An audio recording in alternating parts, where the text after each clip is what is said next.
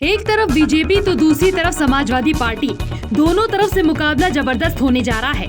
अखिलेश यादव ने अब तक 32 लोकसभा सीटों पर प्रत्याशी उतार दिया है, तो बीजेपी ने 51 सीटों पर प्रत्याशी उतार दिया है। लेकिन सपा की लिस्ट में शिवपाल यादव का तो फाइनल हो गया कि किस सीट से चुनाव लड़ेंगे, लेकिन अखिलेश यादव की सीट फाइनल नहीं हुई है। ऐसे में अब मामला गर्मा गया है कि अखिलेश यादव अपने लिए कौन सी सीट चुनेंगे, किस सीट से अखिलेश यादव दांव मारेंगे कि बीजेपी का पूरा समीकरण फेल हो जाएगा। क्या अखिलेश यादव इसी इंतजार में है या फिर इसके पीछे कोई और वजह है? आज हम अपनी रिपोर्ट में यही बताने वाले हैं। तो शुरुआत करेंगे अखिलेश यादव की उस सीट से जिस सीट पर उनके लड़ने की संभावनाएं जताई जा रही हैं।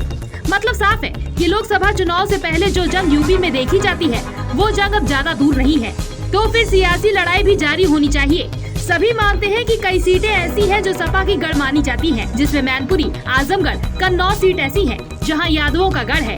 तो फिर अखिलेश भी निश्चित है कि उनका काम हो जाएगा, वो किसी भी सीट पर उतर ले। लेकिन लिस्ट जारी हुई तो मैनपुरी से डिम्पल यादव को भेज दिए, जो कि वहां की सांसद है।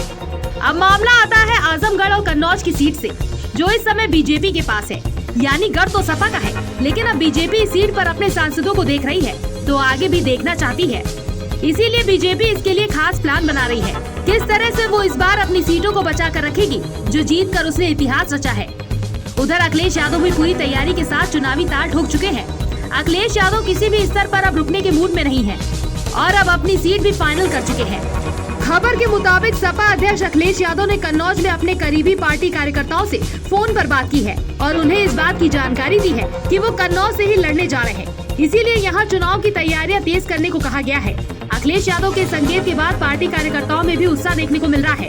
स्थानीय नेताओं ने क्षेत्र में लोगों के संपर्क बनाने शुरू कर दिए हैं। मतलब साफ है कि अगर अखिलेश यादव कन्नौज सीट से चुनाव लड़ते हैं तो फिर आगे की जंग भारी होने वाली है, क्योंकि कन्नौज से बीजेपी ने फिर से सुब्रत पाठक को प्रत्याशी बना दिया है।